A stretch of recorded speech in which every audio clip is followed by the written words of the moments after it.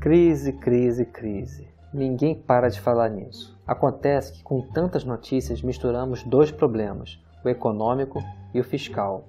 O governo, assim como qualquer um de nós, recebe e gasta dinheiro. Só que ele tem gastado mais do que arrecadado. Esse é o problema fiscal, o tal déficit público. Já falamos sobre a origem e destinos do dinheiro público em outro vídeo. Se você se interessa por essas coisas, dá uma olhada lá. Sair dessa situação é difícil. Para aumentar as receitas, ou o governo cobra mais impostos, o que politicamente é suicídio, ou pega empréstimos, que está bem complicado também. Só resta cortar gastos, o que pode ser tão impopular quanto cobrar mais impostos. Uma dessas medidas impopulares é o tópico de hoje, a reforma previdenciária.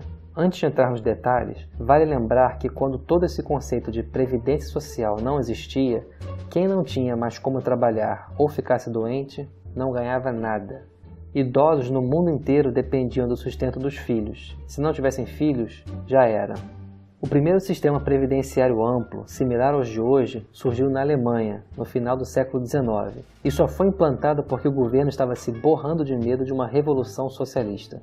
Aqui no Brasil, os primeiros a oficialmente terem direito à aposentadoria foram os empregados dos Correios. Mas não dá para levar isso muito a sério. Eles tinham que ter 30 anos de trabalho e no mínimo 60 de idade, sendo que na época a expectativa de vida do brasileiro era metade disso. Por isso que os especialistas consideram que a Previdência só começou a ficar séria no Brasil a partir dessa lei, em 1923. Ela foi ampliada com o tempo e eventualmente surgiu o INPS, um único órgão para consolidar os vários institutos que tratavam de cada profissão separadamente. Hoje em dia você só deve ouvir falar no INSS, que nada mais é do que o sucessor do INPS. Quero deixar bem claro que previdência é mais do que aposentadoria, mas financeiramente a aposentadoria é a parte mais pesada. Então nesse vídeo vou falar especificamente dela. Poder se aposentar hoje é um direito nosso, está na Constituição, junto com férias, 13º e por aí vai. É um avanço incrível se você considerar que isso praticamente não existia no mundo há 130 anos. A ideia é simples. Todo mês, uma parte do salário vai para um fundo que é usado para cobrir gastos com quem já se aposentou. Todo mundo que tem carteira assinada faz parte desse jogo.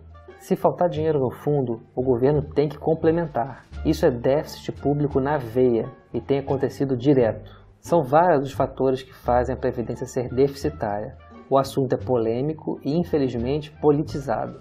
Para completar, isso mexe no bolso e na vida das pessoas, justamente na hora em que elas mais precisam. Mas a conta já está negativa há muito tempo e só piora. A forma mais comum de tentar reverter esse cenário é fazer com que as pessoas se aposentem mais tarde. Pensa só, se por exemplo você sobe a aposentadoria de 60 para 65 anos, você acabou de conseguir mais 5 anos de dinheiro entrando no fundo e menos 5 anos para pagar no futuro. Aumentou a renda e diminuiu os custos em uma tacada só. Mas sabe quem gosta de ter que trabalhar mais sem ganhar nada em troca? Ninguém. O fato é que a vida melhora com o tempo. Surgem novos tratamentos para doenças que não tinham cura, mais gente tem acesso a saneamento básico e educação. A expectativa de vida tem subido sem parar nas últimas décadas.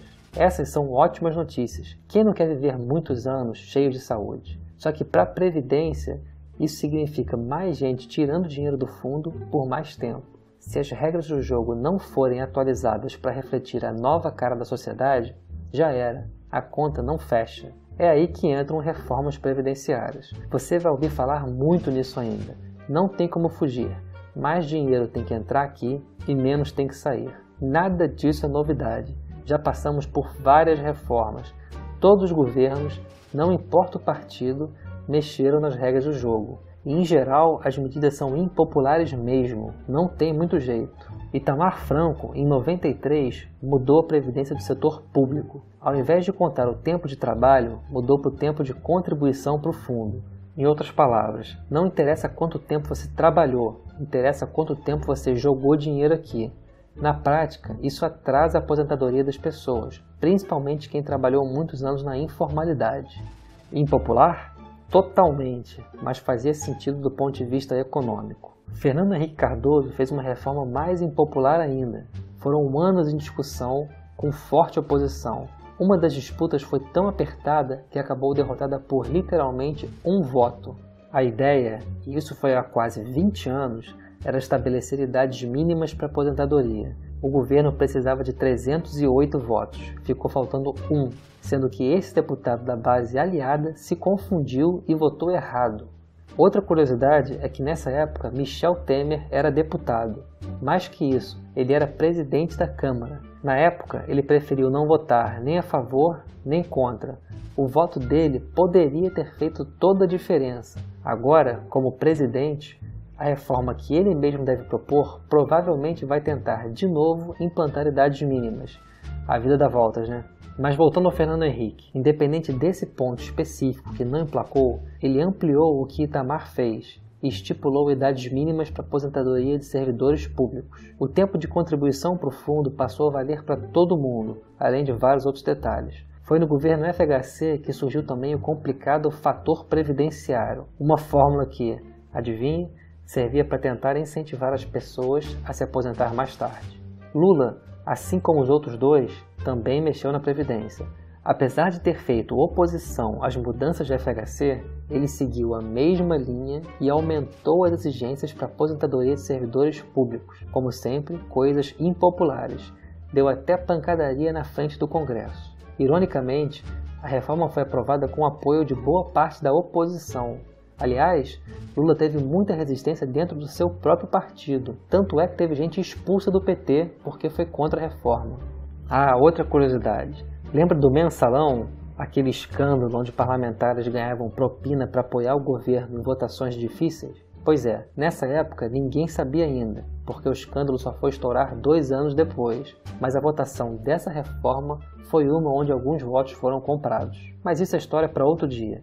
Vamos voltar ao assunto principal. Dilma Rousseff também fez revisões na Previdência. Foi no governo dela que surgiu a regra 85-95, uma alternativa complicada ao já difícil fator previdenciário. Ou seja, hoje você pode se aposentar por idade, pelo fator previdenciário ou pela regra 85-95. Apesar de confusa, dependendo do caso, essa regra até ajuda as pessoas a se aposentar mais cedo com valor integral. Agora vai ser a vez de Michel Temer. Ainda não está claro exatamente quais vão ser as propostas, muito menos o que delas vai passar no Congresso. A perspectiva que quero te passar é que mexer na Previdência é normal, é uma conta que precisa fechar, por mais impopular que as mudanças tenham que ser. Essa que está chegando não foi a primeira e não será a última. Se você gostou do vídeo, se inscreve no canal, curte e compartilha. Esses são outros que também podem te interessar. Estamos no Facebook, no Twitter e no Reddit. Segue a gente lá também.